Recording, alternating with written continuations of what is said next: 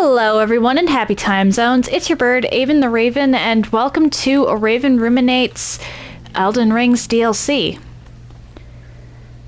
So, as you can see, I've picked a nice scenic spot. Since this is pretty much where the story of Elden Ring began, in a sense, I figured this would be a good spot for me to ruminate on its end. There's a few things I want to talk about. The first of those things is the overall area design of this place. I do like it. From Software, with the Legacy Dungeons, with the Finger Ruins, and the boss arenas, outdid themselves. Do I think there could have been a little more in it? Yes.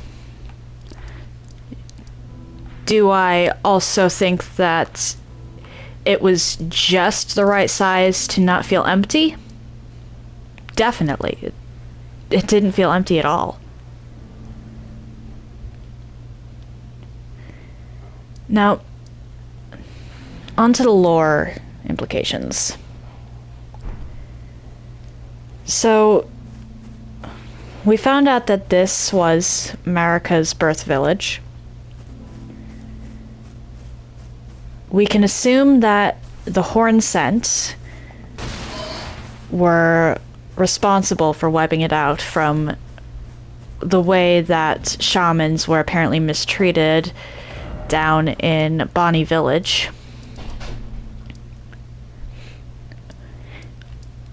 Even beyond that,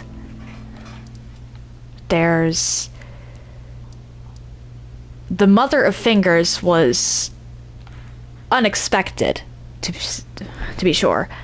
And the fact that she could be killed without the finger-slaying blade is definitely something that should raise a few eyebrows. Beyond that, the whole thing was Mikola. Definitely don't discard your love, people. Without love, you can't bring compassion. A pale mockery, maybe, but not compassion itself.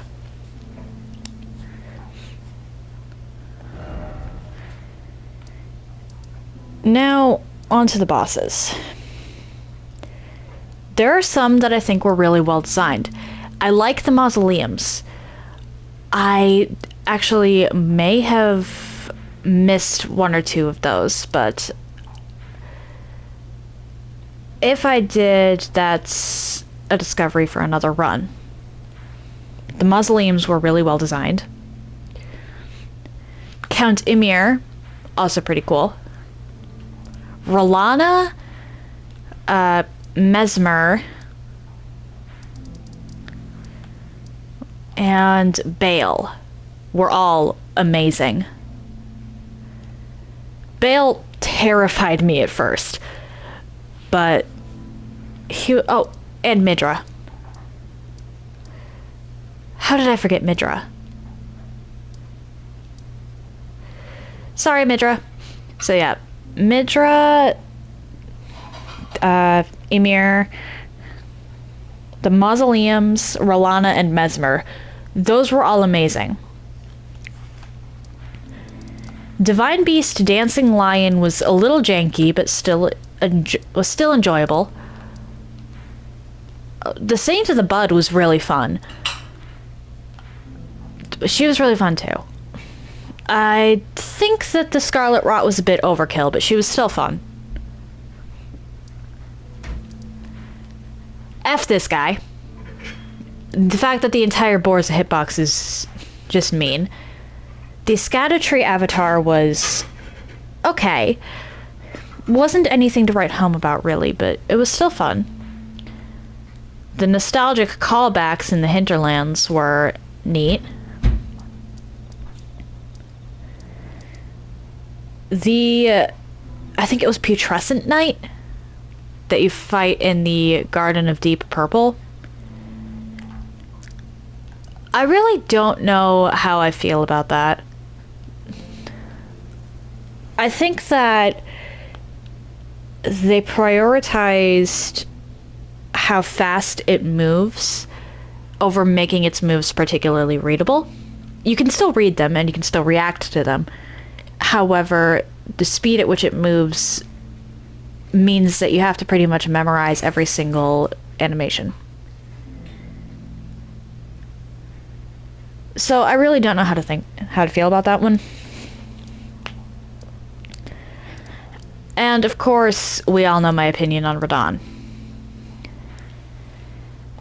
If they'd just given him a couple more openings, or made the dodges for even just some of the attacks a little more forgiving, that I would not hold the contempt for him that I do.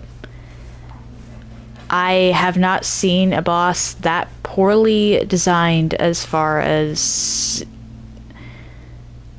things, I guess we'll call it quality of life features, as Champion's Grave Tender. Let that sink in for a moment, all of those who've played Dark Souls 3. I think that Radahn was bad enough. Aside from that, the boss aside from those few outliers, though, the boss quality in here was overall pretty good.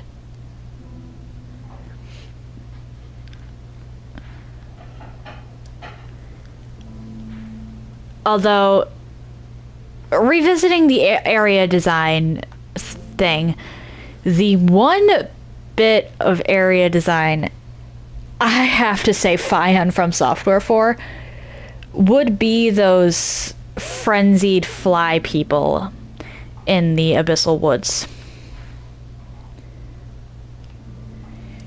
You can apparently defeat them with parrying, but not everybody's going to be running something for parrying.